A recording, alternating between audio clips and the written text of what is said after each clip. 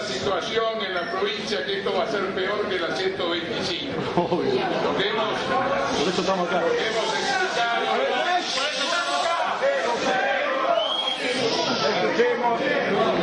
lo que hemos comentado, lo que hemos estudiado estos días, tienen que saberlo dolorosamente y hacerlo saber. Si esta ley se sanciona, las consecuencias para el productor van a ser terribles.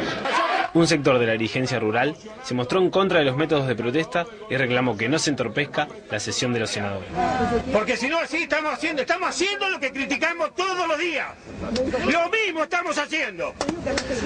Entonces, si algún dirigente se quiere hacer responsable de que usted sea carne de cañón, que se haga responsable. Yo, no, de ninguna manera. Dejemos que sesionen, mandemos la dirigencia a la Cámara y nosotros esperamos acá afuera en este patio. Y terminó la historia. Vamos a estar toda la tarde, nos vamos a ir a la noche, aburridos, con alguno cagado a palo y sin ninguna solución. Lograron interrumpir la sesión de diputados, o sea, un hecho antidemocrático y de violencia impactante por parte de los representantes de los dueños de campo de la provincia de Buenos Aires. Violcati, buen día, ¿cómo le va? ¿Qué tal, Magdalena? Buen día. Bueno, ¿usted estaba calmando los ánimos o animándolos? No, calmando los ánimos por momentos, cuando el ambiente se caldeaba, por momentos algunos de nosotros bajábamos de los despachos de los diputados y calmábamos a la gente en lo posible, que estaba irritada, llovía, estaban afuera, pretendían entrar.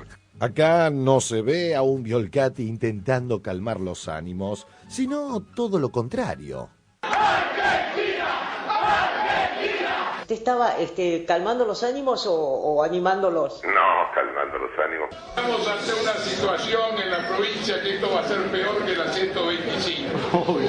¿Usted estaba calmando los ánimos o animándolos? No, calmando los ánimos. Vayamos a lo prometido al principio y veamos cómo otra vez el Grupo Clarín y La Nación, que tienen negocios en el ámbito agropecuario, se pusieron del lado de los violentos de un sector del campo, igual que en la 125. Clarín dice, ruralistas y la cámpora a los golpes. Ya acá desaparece un poco el protagonismo de los ruralistas y en realidad se trata de una pelea de dos facciones. Sí. En este caso, ruralistas y la cámpora. Ese fue en la legislatura bonaerense, mientras el Senado votaba una fuerte suba en el inmobiliario rural. Esto es bastante relativo, digamos, el 60% del inmobiliario rural no se toca, solo el 40%, y se trata de que las tierras de las zonas más ricas paguen un poco más de las zonas más pobres. ¿Y el de la Nación? En el interior, y la Nación, violento también, con el mismo sentido, igual que Clarín, porque me parece que hubieran titulado los dos... en tándem. Sí, como si alguien les hubiera dicho que pongan exactamente lo mismo, los dos dicen lo mismo. Esta es la página donde edita toda la información que tiene que ver con esto. Sí. Fíjate, incidentes entre ruralistas y la cámpora. Fíjate los subtítulos, muy curioso. Este subtítulo, por ejemplo, subas exorbitantes. Como justificando que los ruralistas hayan entrado. Fíjate las dos columnas. Bolsillos secos tras la sequía. Como tienen bolsillos secos los ruralistas, se justifica que vayan a la trompada a entrar en la legislatura. Para el año que viene se esperan 55 millones de toneladas de soja. Récord. No, precio récord aparte. Veamos cómo TN, para construir su relato hegemónico, legitima la información con declaraciones del sector agresor. Ruralistas versus la cámpora, productores denunciaron que un grupo de militantes los atacó cuando se manifestaban contra la reforma impositiva frente a la legislatura bonaerense. Ruralistas versus la cámpora, productores denunciaron... Ruralistas versus la cámpora. El vicepresidente de la Confederación Rural Argentina confirmó que hubo golpes y botellazos. Productores denunciaron... El presidente de la Confederación Rural Argentina confirmó que hubo golpes y botellazos. Batalla campal ayer en la legislatura fue entre grupos ruralistas y sectores de la cámpora, sectores de choque. El monopolio siempre se mostró horrorizado con el accionar de las barras bravas. Bueno, y el fútbol realmente es muy lindo, los goles, el deporte, pero lamentablemente está el tema de los barras. Tema barras, un tema que parece que no tiene fronteras. Otra vez, barras bravas que meten miedo. Pero cuando los que actúan así son socios de ellos, lisa y llanamente los defienden. Ruralistas versus la cámpora, productores denunciaron que un grupo de militantes los atacó cuando se manifestaban contra la reforma impositiva. Lamentablemente está el tema de los barras. Tema barras, un tema que parece que no tiene fronteras. Otra vez, barras bravas que meten miedo. Obviamente Violcati y los medios que defienden a los terratenientes agropecuarios utilizan la misma terminología. Piense que este impuestazo tremendo, es el más grande de décadas, décadas. Llegaron a los palcos del Senado y desde allí insultaron y abucharon al Frente para la Victoria, que votó por mayoría simple el impuestazo. En senadores fue aprobada este proyecto de ley que impone un impuestazo. Diario La Nación. Frente para la Victoria, que votó con mayoría simple el impuestazo. Pero seguro que con ese dinero vamos a dejar de pagar a nuestros proveedores, al taller mecánico, a la panadería y al escribano. Y los pueblos van a languidecer. Vamos a volver a ver lo que vimos en la 125. La aprobación del aumento en los impuestos a quienes pagaban muy poco contó con el consenso de un sector de la oposición provincial, quien a cambio de apoyar esta medida, le pidió al oficialismo un informe sobre los gastos en pauta oficial del gobierno de la provincia.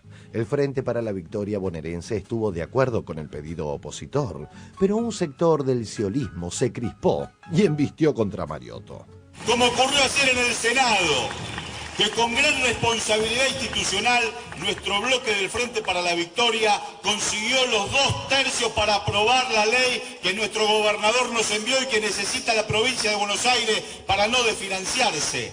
Por eso los que hablan de palos en la rueda, le estamos diciendo que cambió la historia a partir del 2003, que hay discusión política honesta entre compañeros. Cristina Álvarez Rodríguez es ministra de Gobierno en la provincia de Buenos Aires. Insisto, bloque oficialista de una manera inédita vote un pedido de informe que es una herramienta de la oposición. ¿Me puede contar acerca de eso? ¿Cómo es el bloque oficialista contra el gobernador?